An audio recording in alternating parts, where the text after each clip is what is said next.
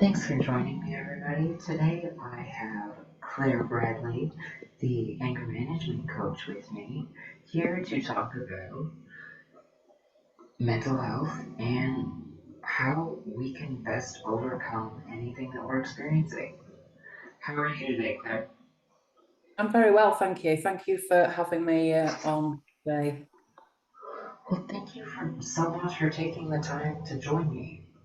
I know that you must be busy, especially in anger management, Yeah, it's certainly something that we all know something of, isn't it? right? Well, and unfortunately, in most diagnoses of mental health, there is a stage of recovery that involves a lot of anger management. Whether we were mad at the situation or ourselves, there are so many ways that it can come into play. Mhm. Absolutely.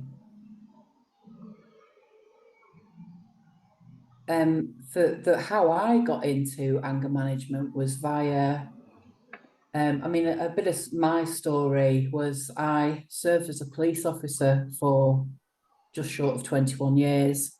So, as you can imagine, during that time, I um, came across many people who were angry about a lot of different things.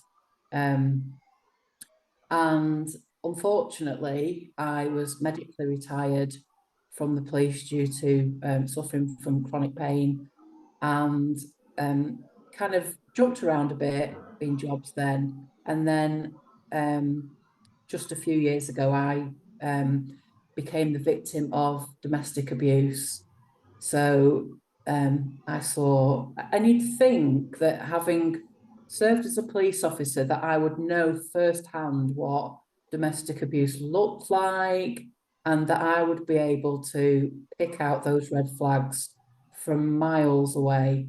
But you know what? When you're in it, it's so hard, so incredibly difficult, which I'm sure many people we will be, unfortunately going through very similar and or having gone through similar. It's just awful to try and get out of. So I literally packed up my belongings in my car with my son and ended up driving 5 hours to my mum's, knocking on the door, and just going back to live with my mum. And within 4 weeks, I started to work for a domestic abuse charity, but not working with victims, which you'd think I would. I was actually working as a behaviour change coach with male perpetrators of domestic abuse. Um, now, my perpetrator wasn't male. I was in a same-sex relationship. The funding was just for men. So it was through that that got me particularly into anger management work, because it was doing a lot of behavior change work. And I absolutely, and I cannot begin to tell you how much I absolutely love seeing people walk out of the door after sessions looking completely different and behaving completely differently to when I very first saw them. The difference in them when they realize what is happening for them and how they are behaving and how that's impacting not only just on them but on others. It's hugely impactful. Right? Well, then, I hate that you had to go through it firsthand, but I love that you've taken that experience and you're using it to change the world of everyone around you. It takes a special kind of person to be able to take their own pain and turn it around and help heal the world.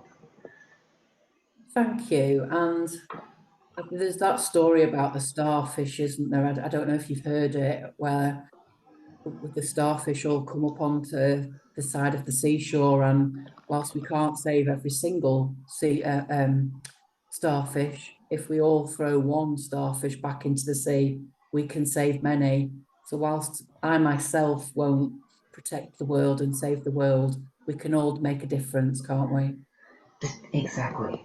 And it's that mentality that also shows me you're in the right field, because because you were prepared to just try and help each and every one as best as you can and not see it as, oh, I'm saving the world, I'm Wonder Woman.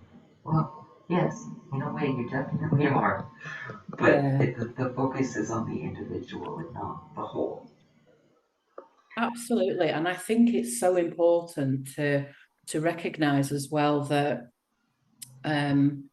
whilst I've moved away from domestic abuse and I've moved away from working with men in that particular remit, and I'm doing my own thing now. Um, um, they would quite often come to me feeling judged by everybody else around them. They may have been, in trouble with the police, in trouble with social care, so around the family courts, may not have seen their children for a very long time. So, of course, people would come to me, or I would pick the phone up to speak to them, and I would just get a barrage of verbal abuse down the phone at me because they were just ready for another attack against themselves and being judged.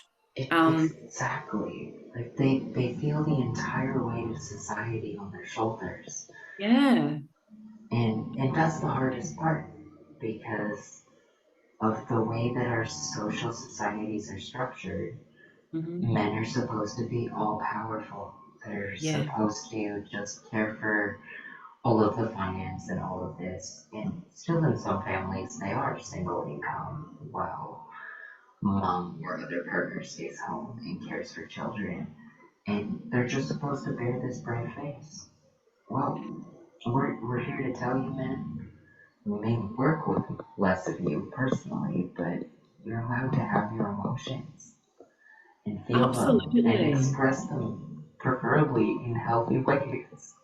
Absolutely. And you hit the nail right on the head then. Whilst, unfortunately, the reason that I'm talking to them is because they aren't behaving in a positive light. That's because they don't know how to express their emotions. And I'm not saying that's for all of them. There will be some men out there, and it's really important that we say it isn't just men who can be abusive. It's Exactly. just the It's funding of the people. everyone. Yeah, that I Like, just worked with them because of the funding. And a lot of it was they just didn't know how to communicate because they'd never been taught it. They were put into this man box mhm. where you have to behave in a certain way. You go to work, you earn the money, or you look after your children. And, we still, certainly here in the UK, our suicide rates for men are so incredibly high, because they're told they're not allowed to cry, they're not allowed to show emotion. So wrong. Well, exactly. We have structured it in a way that this is the only result until we get to a point where we can teach everyone to healthily and effectively communicate their emotions. Yes, yes. And hopefully we get there. Like I mean, I even know at least 10 women I can think of that are not good at expressing their emotions, and it comes off as incredibly angry and abusive because they Yeah. don't know how to express it in any of the layers before anger and outburst. And I think as well, I mean, I managed to stay off TikTok throughout COVID, and it was only afterwards that somebody said to me, "Have you looked at this? Have you seen this?" But and I do go on it now, but there's such a rise of very, very angry people screaming and shouting at each other, or feeling that they can give their opinion no matter what, feeling very entitled to give that opinion. And and I think we've forgotten, as yes, you might be entitled to give an opinion, but do you know what? You still need to be nice and kind and caring and think of other people, not be so righteous in I am going to have my say and I don't care about your feelings. Exactly. Like the way that social media has turned a solid percentage of humanity is just screaming on the internet like an angry toddler. Yeah. And unfortunately, unless we figure out a way to either magically heal everyone or change how we interact on social media, this is going to continue as a trend for a while. Yeah. It's funny. I was in a college yesterday, and I did 3 workshops, and I did 3 free workshops to them, and stood in front of, in total, about 60 students, and I did 3 anger management workshops with them, and so we talked about kind of the brain and the amygdala and that flight and flight responses. And then we started to talk about our senses and how we take in the world and how our brains filter out information, because we have 2.3 million sensory receptor bits of information coming into our brain every single second. So our brain cannot possibly cope with all of that information. So a lot of what we do is via the unconscious. Otherwise, it'd take us all day to just even turn the alarm off and get out of bed. We'd have to think about literally everything. And so I was talking to, and a lot of these were health and social care students. So they're going to become police officers, social workers, midwives, pediatricians. So, excellent career choices. And I was talking to them about how we communicate. And I asked them to think back to a situation where their behavior has been less than perfect. And we talked through, so what that surface level behavior was, how they acted, what they said, and what they did. And then we went kind of internally and we talked about what their feelings and emotions were, and then their thoughts and their self-talk. And a lot of us, not even just those 17-year-olds that I spoke to yesterday, we never really kind of reflect on our behavior, let alone why we felt that, and where those feelings have come from. Because 9 times out of 10, it isn't just about have those feelings in that moment. Those feelings are kind of like historical, they're memories from our childhood, perhaps. Exactly.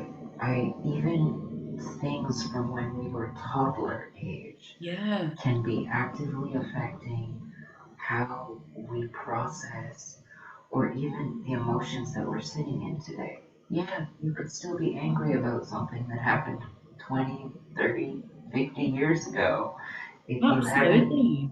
processed it and released it from your body. Yeah, and you're very right. And it's kind of like through my journey of working in the domestic abuse field with perpetrators that I came across NLP, neuro linguistic programming. Mm-hmm. Mm-hmm. And I can't begin to tell you how much I absolutely fell in love with it, because and I'm not a general woo-woo person. I Because of my background in the police, I kind of have to have the evidence that Yeah. something, you see what I mean? So I just thought, okay, well, I didn't know anything about it until I sort of saw how these men were reacting. And I guess part of it was because I was actually sitting and hearing them and listening and giving them space. Um, so I did my NLP diploma, and I became an NLP practitioner and then a coach. Um, and I've forgotten where I was going with that. But anyway, that is how I've then come to use my coaching and my experience with NLP to just sit down with people who are struggling, because a lot of them will say, I'm angry, but they don't know why they're angry. And actually, it's probably nothing to do with anger. It's down to, as we said at the very start, they don't know how to communicate what they're feeling. And it's this inner turmoil of something that's happened previously, many, many years ago in some cases, that's just not been finished, it's just not been finalized. So it's still hanging around for them to Exactly, somehow deal with. right? Well, and even in my practice, using my background in high risk social work Yeah, and my training in traditional indigenous medicine, because here on my mom's side I'm Cree, and I follow the traditional path to learn all of like the herbal and the non-invasive ways to heal the yeah. body and the mind. And it's in combining the psychology with the old ways, I found this really beautiful way to guide people effectively, yet gently, back to like this peaceful state of existence instead of that bubbling surface anger with 100 emotions under it. And that's just you've made me smile by just how gently you were saying that as well. And you reminded me of some of the men that I've worked with who, had been in prison. These men had been particularly violent. And and I had some of them sitting with, literally face to face with them in the same room with no barriers between us, and I would have them sat with their shoes off, sitting comfortably, with their eyes closed, deep doing relaxation, meditation work. Now, if you'd have put them in a different environment, there's no way on this earth they'd have took the shoes off, let alone closed their eyes and started breathing deeply. But it Exactly. worked. And for a lot of them, they would not have ever thought to just take a minute to concentrate on their breathing, which, I mean, as soon as I concentrate on my breathing, it puts me into this amazing sense of just being at peace. So if that can help me, I'm sure that can help other people. Exactly. I mean, I've been consistently meditating probably since I was about 11 years old. Ah, And right. now, like, as a grown ass woman, I generally need two breaths, and suddenly I'm centered. But, like, as you stated, everyone needs that point of safety where they can go into being present and then beginning to actually peel back the layers of everything. And yes, the term a safe space is always in the hot seat and constantly made fun of. But when it comes to inner healing, a genuine safe space is needed. Yeah. And you're absolutely right. A lot of people can band out the word safe space just for it's a word, and it makes them sound good. But for the people who are dealing with real inner trauma that they might not even know is there. I mean, obviously, some people know that there's trauma there. They've been through it. They don't even want to remember it.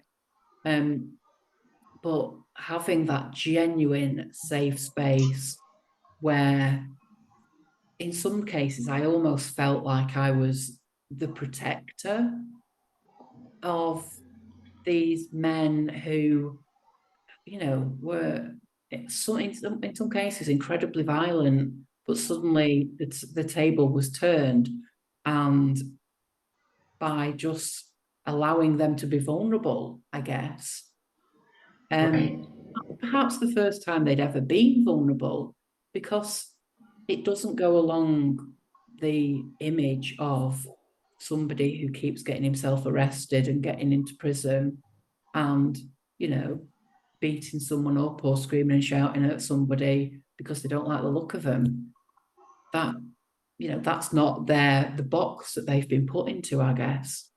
Exactly. And it's so surprising to the general public that all of these people that we painted as violent or Yeah, career criminals or sometimes even monsters, depending on how heinous the crime, they're all just human too. Yes, exactly. they have their issues, but we are all human. And that being said, we are all still mammals. Yeah. If the right sequence of unfortunate things happen, we could all be that person. And you're absolutely right. It with the the right or the wrong sequences of events have got us to where we are in our lives. And I've been through trauma. I've overcome a gambling addiction. I've overcome domestic abuse. And purely by some stroke of luck and the complete I don't know, willpower of I am taking one step after another, and I am getting myself in the right place. And having fortunate support networks have allowed me to get to where I am. Not everybody has that. Not everybody has people around them or realizes that they have people around them that they can call on and who will genuinely help them. Exactly. Most people, when they're in that state of either consistent or constant struggle, they feel all alone. Yeah. And well, some of us may have been, and others just didn't feel that there were people in our life, past or present, that still loved us, that would have supported us through it. Absolutely. And again, I mean, we can talk about that forever, couldn't we? Because there are people who, through their own mental health struggles, will always believe that they're not good enough. And that might be because somebody in some distant past has said to them, "You're not good enough." Well, And and the that one probably happened in their childhood. yeah, That's yeah, the first time they absolutely. hear that, and it was probably a project or a task completed. You didn't do that good enough, but you wore it to your core so deep that Yeah. it became part of who you are. And now, as an adult, you walk around like you're still last picked on the team for kickball. Yeah. I remember, I mean, I'm unashamedly 53, and I still remember back when I was at high school, and so I was probably about 13, and when I started at high school, I was about 11, and I was put into all of the top sets, and I couldn't do it. It was so hard. I'd never been in the top sets, so I really struggled. And I remember at the end of the year, all of my grades were disgraceful, terrible. And my parents went to the high school and said, "What's going on here?" Because the grades have never been this bad. And I got called into the office and blah, blah, blah, blah. The next year, they sorted my sets out and I was put into better sets. But still, at the end of that year, my dad sent a report in to say, "Claire can do better." And I still remember that, 40 years later, that despite doing my absolute damnedest, and I, worked so hard in that next year, it still didn't come across as good enough. So yeah, it hurts. We do hold these negative self-talks, don't we?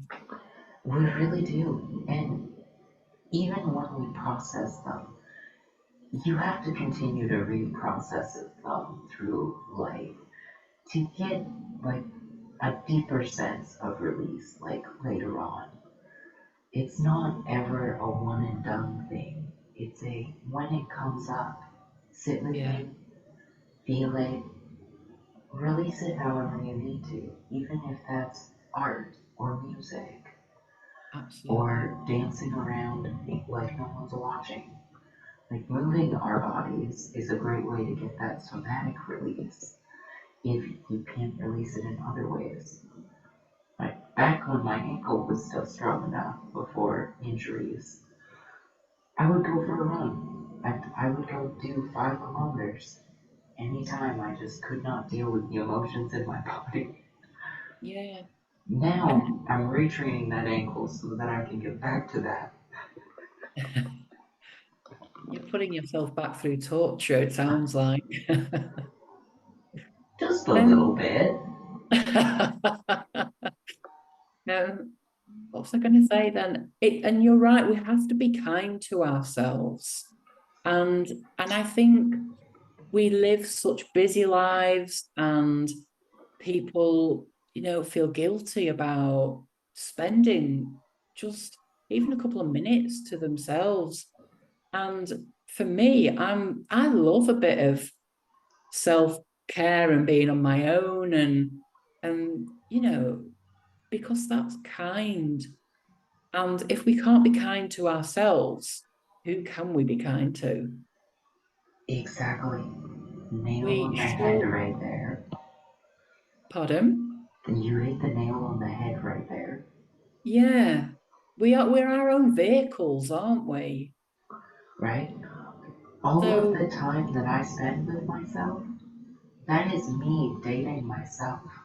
yeah, It's the time that I spend to make myself feel special so that anything my partner adds to it is just in the overflow because I fill my own cup.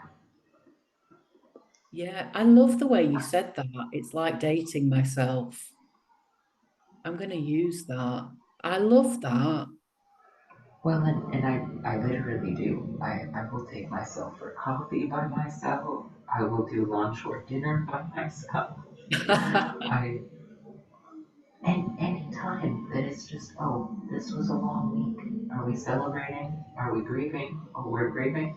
Okay, that'll change what we're eating on self date tonight.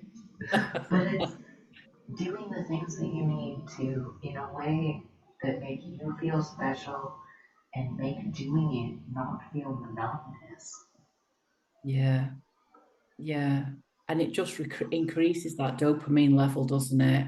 And that whole wellness feeling. On And it. yeah, if we can care for ourselves and, like you said, then what are we eating? Is it a sad meal or a happy meal? Um, I love that because that can just increase our happiness levels that then again increase how we are to other people. And it's just a circle and a cycle, isn't it, of a cycle of events. Exactly. When we feel better on the inside, we are Yeah, generally not assholes to other people. absolutely. Yeah, we're nicer. And I was saying this to the class yesterday about how one day our mood will affect us or something will affect us, and the next day the exact same thing could happen, and it won't affect us. So, and I described about if I was walking through that college and I'd got a cup of coffee in my hand, and if somebody had walked into me, then if I'd have got up in the morning and had some great news or was feeling good and I'd been refreshed and I'd slept well and things were going my way, then that probably wouldn't have even bothered me. It's an accident.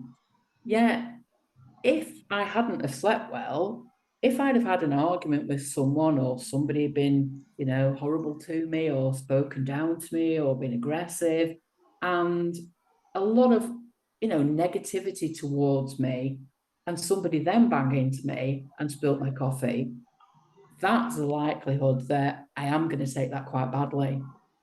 And I'm going to react in a very, very negative manner.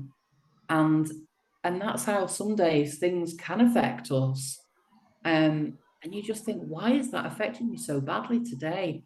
And um, it's just a kind of lot of different events have happened that otherwise, had they not have happened, we perhaps wouldn't have reacted.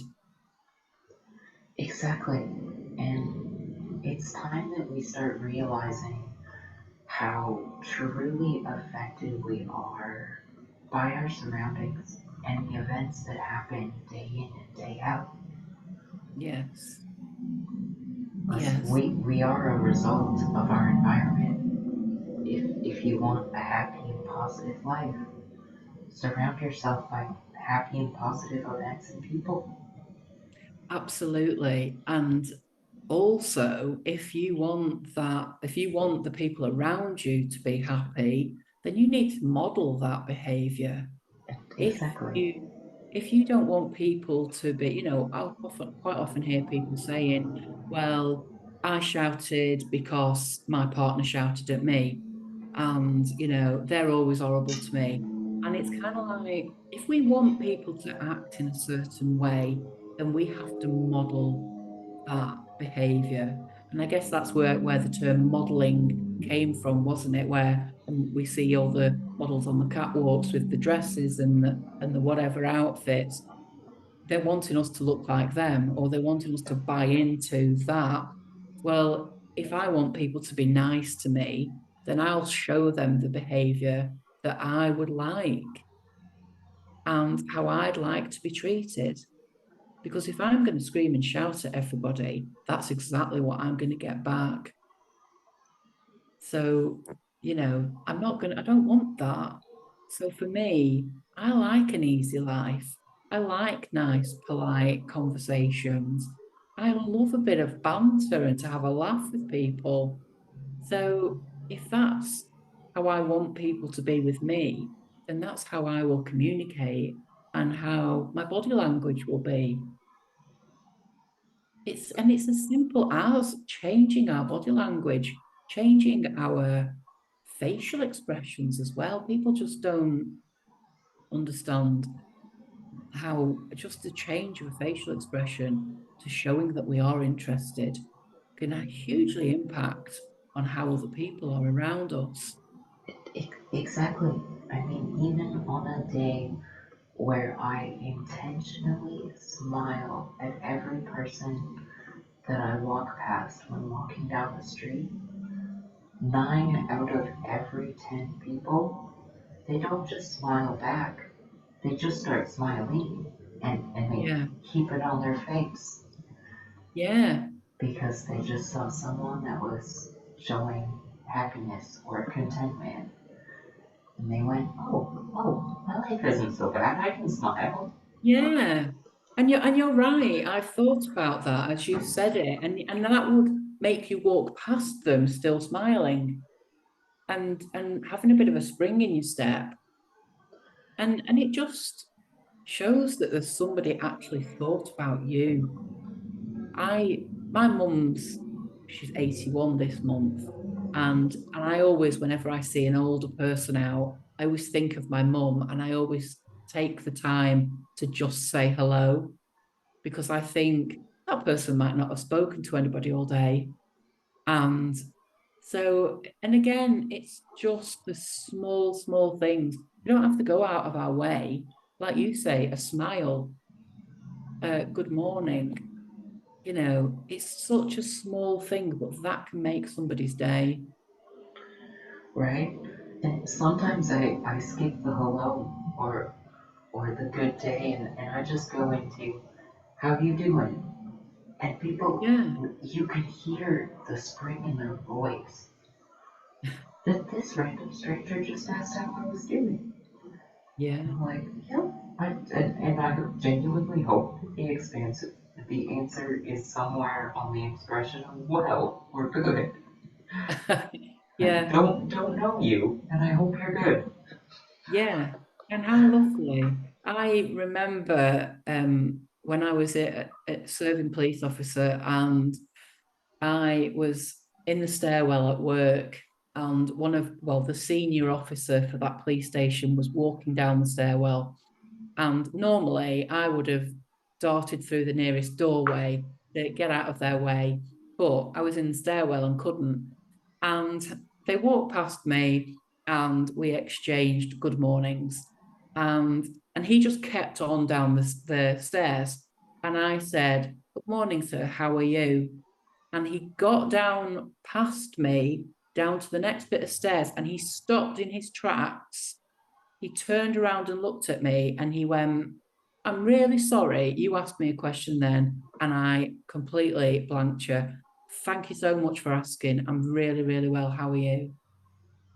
And I just thought, wow, so many people must just literally go hi or ignore you because they're scared of you, because they're scared of that rank. And actually, you're a person there. And and I just gave him that morning, how are you? Which to me is what I say to everybody. And and from then on, that really, strangely enough, had a change in my career because within a few months, a vacancy came up and I was approached to go for that vacancy and it had come from him.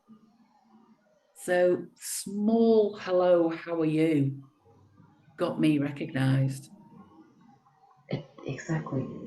A single interaction Yeah. with any one of the however many billion people are on Earth can change your entire life. Mm-hmm. And not saying that you need to be afraid that every moment truly matters. Just maybe work on your attitude. Yeah, yeah, absolutely. It I always say to this, we were talking about this yesterday, and we were talking about people's attitudes, and some of the students were kind of making a laugh of saying how they were always right. In fact, I'm not quite sure if they were having a laugh about it now. I think they did. Some of them perhaps did think they were always right, and I said to them, so I kind of picked on the teacher and said, your teacher was to come through the door now and start shouting at me, and I were to slap her, whose fault would that be? And a few of them went, hers. And I was astonished. I was like, what? Really? How'd you get that? And they genuinely felt that because the teacher, theoretically would have acted badly, that she deserved to be, and some of to have some sort of kind of recompense for how she'd behaved. And we did talk it through, and eventually they did come down to, well, maybe not a slap, but maybe you should have just shouted back at her. And then I was like, but really? Because that's her behavior, how she's behaved when she's come through the door. But all that is sensory information. And so what I see and what I hear and how I feel is just sensory information. What I then do with it is my response and my behavior. And that's on me, not on her and not on anybody else. It's mine and mine to own. And I think that is such a valuable lesson that, again, people believe that if someone acts badly towards them, no matter what that is, whether, I was speaking to someone earlier this week and about somebody had cheated on them and they just said, I do not care. I am going to have my say. I don't care. They shouldn't have acted like that towards me. And I just said to them, I hope after you've been, after you've worked through the hurt, that you'll understand what I'm trying to say. And that is that your behavior is still your behavior. Exactly. The accountability piece is the most important part because when we realize that our actions, our reactions, and our emotions are all ours and in our control, Yeah. the whole world changes. Yeah. And I don't know if people have felt or use it almost as an excuse. And I think they do. I think they perhaps use that other person's behavior to validate theirs. And that's so wrong. It's completely the wrong way to think of it. And it's somebody, a dear friend of mine always says when she's talking about, talking badly to herself, and she'll say, would you let a friend speak to you like that? And if we wouldn't let, I think I've kind of gone off a tangent there, but if we wouldn't let somebody else speak to our loved ones in a certain way, then why do we speak to them in a certain way?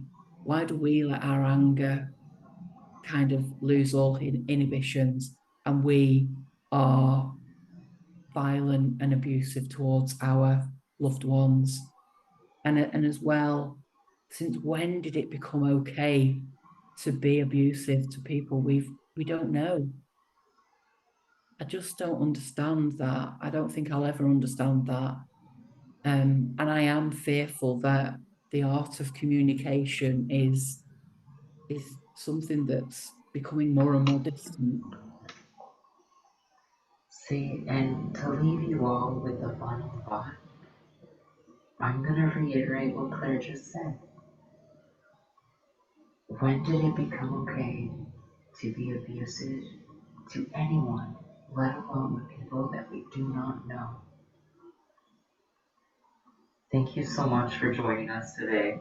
This has been an incredible discussion.